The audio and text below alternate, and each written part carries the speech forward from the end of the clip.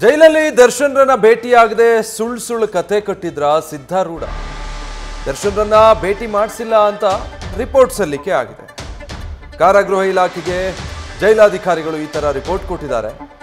ಈ ಸನ್ನಡತೆ ಆಧಾರದ ಮೇಲೆ ರಿಲೀಸ್ ಆದಂತಹ ಸಿದ್ಧಾರೂಢ ಹೇಳಿಕೆಗಳು ಬಹಳ ಚರ್ಚೆಗೆ ಗ್ರಾಸ ಆಗಿತ್ತು. ಜೈಲಾಧಿಕಾರಿಗಳ ಬಳಿ ಇದಕ್ಕೆ ಸಂಬಂಧಪಟ್ಟ ಹಾಗೆ ಕಾರಾಗೃಹ ಇಲಾಖೆ ರಿಪೋರ್ಟ್ ಕೂಡ ಕೇಳಿತ್ತು. ಬಳ್ಳಾರಿ ಸೆಂಟ್ರಲ್ ಜೈಲಾಧಿಕಾರಿಗಳಿಂದ ಈಗ ರಿಪೋರ್ಟ್ ಸಲ್ಲಿಕೆ ಆಗಿದೆ. 8ಕ್ಕೆ ಸೆಂಟ್ರಲ್ ಜೈಲಿಗೆ ಬಂದಿದ್ರು, 9ಕ್ಕೆ ರಿಲೀಸ್ ಆಗಿದ್ದಾರೆ. ದರ್ಶನ್ ಭದ್ರತಾ ಸೆಲ್ನಲ್ಲಿದ್ದು ಯಾರಿಗೂ ಕೂಡ ಅವಕಾಶ ಕೊಟ್ಟಿಲ್ಲ ಅವರನ್ನು ಭೇಟಿ ಮಾಡೋದಕ್ಕೆ.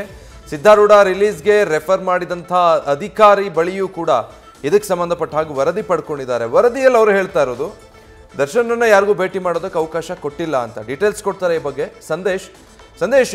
ಸಿದ್ಧಾರೂಢ ಅವರು ಹೊರಗೆ ಬಂದ ಮೇಲೆ ಎಷ್ಟೆಲ್ಲ ಮಾತಾಡಿದ್ರು, ದರ್ಶನಲ್ಲಿ ಹೇಗಿದ್ದಾರೆ, ಏನು ಮಾಡ್ತಾ ಇದ್ದಾರೆ ಅನ್ನೋದರ ಸಂಪೂರ್ಣ ಮಾಹಿತಿಯನ್ನು ಕೊಟ್ಟಿದ್ರು. ಬಟ್ ಈಗಿನ ರಿಪೋರ್ಟ್ ಏನು ಹೇಳ್ತಾ ಇದೆ? ಸಿದ್ಧಾರೂಢ ಅವರು ಹೇಳಿದ ಅಷ್ಟು ಸುಳ್ಳ?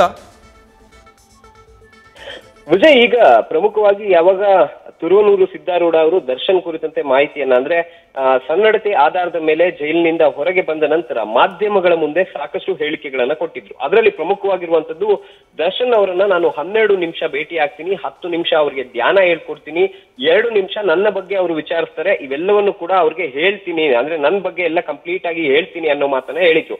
ಆದ್ರೆ ಇದಾದ ನಂತರ, ಅಂದ್ರೆ ಯಾವಾಗ ಆತ ಮಾಧ್ಯಮಗಳ ಮುಂದೆ ಮಾತನಾಡ್ತಾನೋ ಅದಾದ ನಂತರ ಕಾರಾಗೃಹ ಇಲಾಖೆ ಜೈಲಧಿಕಾರಿಗಳಿಗೆ ನೋಟಿಸ್ ಅನ್ನ ಕೊಟ್ಟಿದ್ರು. ಅಂದ್ರೆ ಹೇಗೆ ನೀವು ಆತನನ್ನ, ಅಂದ್ರೆ ಸಿದ್ಧಾರೂಢ ಅವರನ್ನ ಭೇಟಿ ಆಗೋದಕ್ಕೆ, ದರ್ಶನ್ ಅವರನ್ನ ಭೇಟಿ ಆಗೋದಕ್ಕೆ ಬಿಟ್ರಿ ಅಂತ ಹೇಳಿ ಪರಪ್ಪನ ಅಗ್ರಹಾರ ಜೈಲಿನ ಅಧಿಕಾರಿಗಳಿಗೆ ಹಾಗೆ ಬಳ್ಳಾರಿಯ ಜೈಲಿನ ಅಧಿಕಾರಿಗಳಿಗೆ ಇಬ್ಬರಿಗೂ ಕೂಡ ನೋಟಿಸ್ ಅನ್ನ ಕೊಟ್ಟಿದ್ರು.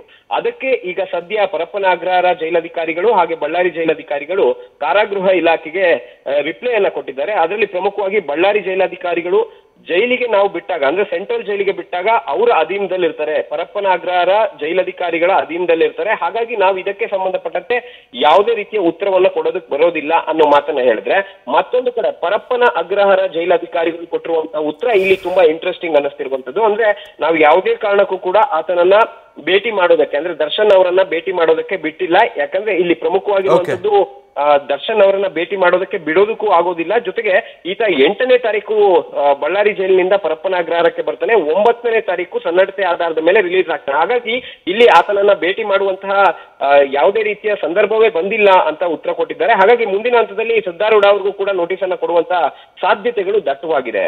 Vijay, thank you Sandesh.